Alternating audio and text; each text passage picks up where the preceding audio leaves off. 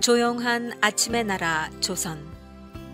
그 땅을 향한 하나님의 사랑을 전하기 위해 복음을 들고 조선 땅을 찾은 백안의 서양 선교사들. 아직은 쇄국 정책과 신분 제도로 인하여 종교의 자유가 없던 조선 땅에 교육과 의료를 통한 복음 사역으로 조선 땅의 아픔과 미래의 희망을 전해주던 그들.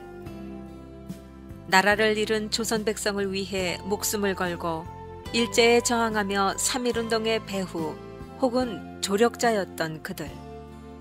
목숨을 위해 신사참배를 강행하던 조선 땅에 진리를 위해 신사참배를 거부했던 그들.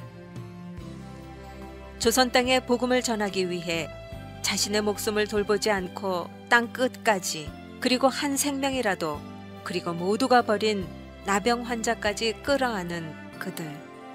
아버지를 이어 4대가 한국 땅을 섬기던 그들. 약혼자의 죽음을 이어 조선 땅에서 버려진 고아와 과부를 돌보던 그들. 간호사를 양성하며 조선 땅에 보건 증진을 해온 그들.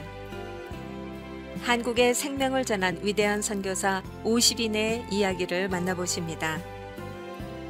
만일 나에게 줄 수 있는 1000개의 생명이 있다면 그 모두를 한국에 바치겠습니다.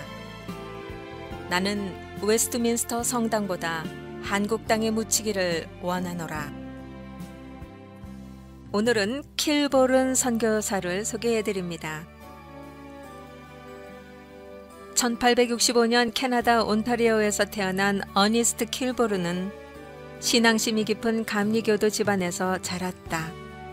아버지의 영향으로 전신기술을 배워 14살 때부터 전신기사로 취업해 생활했다.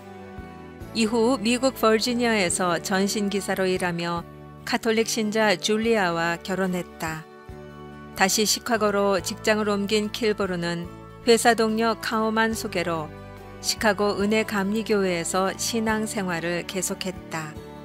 1894년 킬보르는 시카고의 무디교회 선교대회에 참석해 강사로 온 기독교 연합선교회의 창립자 심슨의 강연에 큰 감동을 받아 그의 나이 29살에 선교사로 헌신을 결심했다.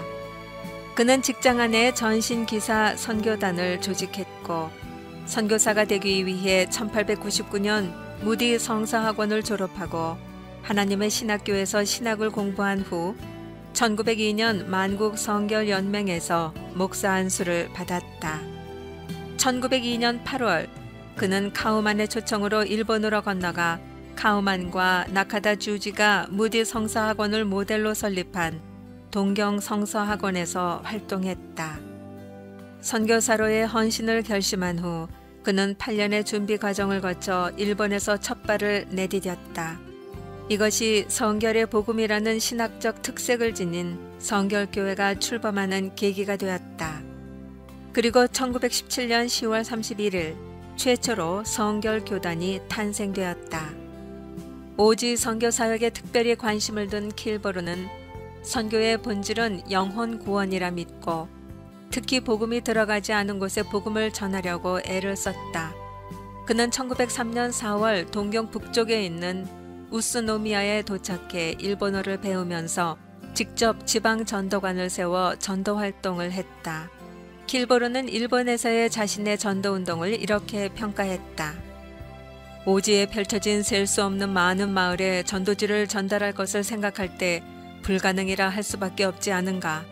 통과할 수 없는 길, 건널 수 없는 도로, 미치광이 같은 우상 숭배자들 사이에서 만나야만 하는 달갑지 않은 환영, 시골에서 그리고 특히 산정에서 숙소가 드문 지역에서 머물 곳을 찾아야 하는 사역자들의 어려움 등을 생각해보라. 불가능 그 자체가 아닌가. 이에 대한 킬보른의 대답은 한결같았다. 나는 하나님의 소유이기에 내가 지닌 모든 것은 물론 그에게 속한 것이다. 그는 일본 전역에 6년 동안 당시의 화폐 단위로 30만 환을 쓰면서 집집마다 방문 전도를 했다. 그의 저서 일본에서의 선교 이야기에서 다음과 같이 일본 선교를 회상했다. 온 세상에 가서 모든 민족에게 복음을 전하라는 명령을 가슴에 지니고 복음 수용에 아주 용이한 일본의 수백만의 영혼들에게 가야 한다. 일본 제국 내의 모든 지역에는 접근할 수 없는 곳이 없다. 일본의 어떠한 장소도 철로에서 5, 60마일이 넘지 않는 범위 내에 위치한다. 철로가 놓여있지 않는 작은 마을이 있더라도 교통수단이 분명히 있다. 그같이 유리한 조건 때문에 이 조밀하고 아담한 제국은 이 세대가 다 지나기 전에 충분히 복음화될 수 있다. 아내의 결혼 반지마저 선교사역에 내놓을 만큼 아낌없이 헌신하고 희생한 사람. 그가 바로 성결교회의 주춧돌 킬보른이었다. 한국이 동양선교회와 처음 접촉을 한 것은 1904년 나카다 주지의 방한 때부터다. 나카다는 한국 전역을 돌아다니면서 성결의 복음인 중생, 성결, 신유, 재림의 사중복음을 전했다. 1907년 5월 김상준과 정빈이 일본 동경성서학원을 졸업하고 카우만 부부와 킬보른이 함께 귀국하면서 동양선교회가 한국에 본격적으로 전해졌다. 동양선교회는 한국인 사역자들이 일할 수 있도록 큰 도움을 주었다. 서울시 종로구 염곡동에서 시작한 복음전도가는 신자가 많아지면서 울지로의 구리개, 무교동으로 장소를 옮겼고 이 모든 과정은 동양선교회의 재정적인 도움으로 이루어졌다. 1910년 11월까지 한국에 정주하던 동양선교회 선교사는 아직 없었다. 하지만 카우만과 킬보르는 한국을 자주 방문해 사역의 진척을 확인하고 현장 지도를 했다. 한국 복음 전도가는 1910년 11월 정주 선교사 존 토마스 목사가 내한하면서 성서학원을 개교했다. 그는 경성 성서학원의 원장이면서 한국 사역의 책임자였는데 중요한 일이 있을 때에는 일본에 있는 킬보른이 한국에 직접 방문해 결정을 내렸다. 동양선교회 부총재로 본부인 일본에 주재해야 했던 킬보른은 1921년 9월 동양선교회 본부를 한국으로 옮겨 한국에 주재했다. 당시 일본에서의 동양선교회는 안정적으로 자리를 굳혀가고 선교사들이 대거 한국으로 넘어오는 시기였다. 또한 경성 성서학원의 확장에 따른 재정적 지원이 필요했던 차에 동양선교회는 그 중심을 일본에서 한국으로 옮겨버렸다. 그리고 선교단체의 성격에서 이제 교파 조직을 갖게 된 한국의 복음전도관의 명칭을 조선예수교 동양선교회로 바꾸었는데 이로써 성결교회 시대가 열렸다. 1921년 한국에 재입국한 킬보르는 5년 동안 성결교회의 발전을 위해 온 힘을 다했다. 가족을 이끌고 한국에 이주해 와서 한국인들의 영혼을 위해 심혈을 기울였다.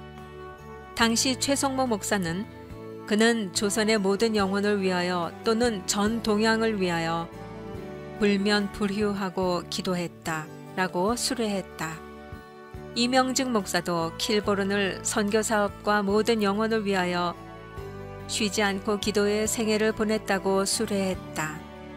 킬보른은 밤새 기도하여 두 눈에 핏발이 가득하여 나타날 때가 잦았다. 성결교회가 세워지는 초기에 기도하는 사람이 모든 일에 앞장선 것은 다행스러운 일이었다. 기도가 킬보른을 만들었고 성결교회는 기도의 영성을 자랑으로 여기는 교단으로 한국에 뿌리 내렸던 것이다. 1922년 11월 25일 성결교회에서는 활천이란 이름의 교단지를 창간했다. 초대사장 킬보른은 창간사에서 활천의 발행은 광야와 같은 조선의 영의 양식을 공급하기 위한 것이라고 강조했다.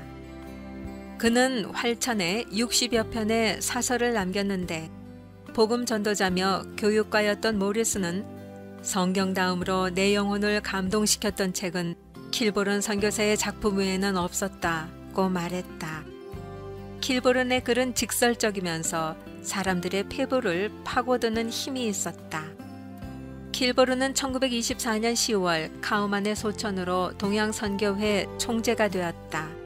그리고 이듬해 중국에까지 건너가 선교 활동을 펼쳤으며 일본과 한국, 중국에 이르는 3개국의 신학교를 통해 교역자 양성과 선교적 사명을 감당했다.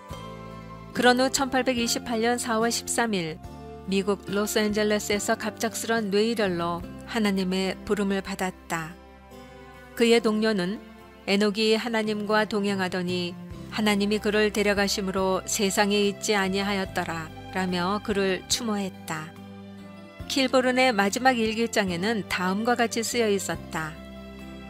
내가 하나님 앞에 감사하며 담대히 말할 수 있는 것은 수십 년간의 수백만 금을 출납하였으나 나의 소유라고는 송곳 한 대 박을 만한 땅도 없고 집도 없고 화려한 가구도 없으며 내 생활비로 쓰다가 남은 돈 60달러밖에 없는 것이 나의 기쁨이요 자랑이다.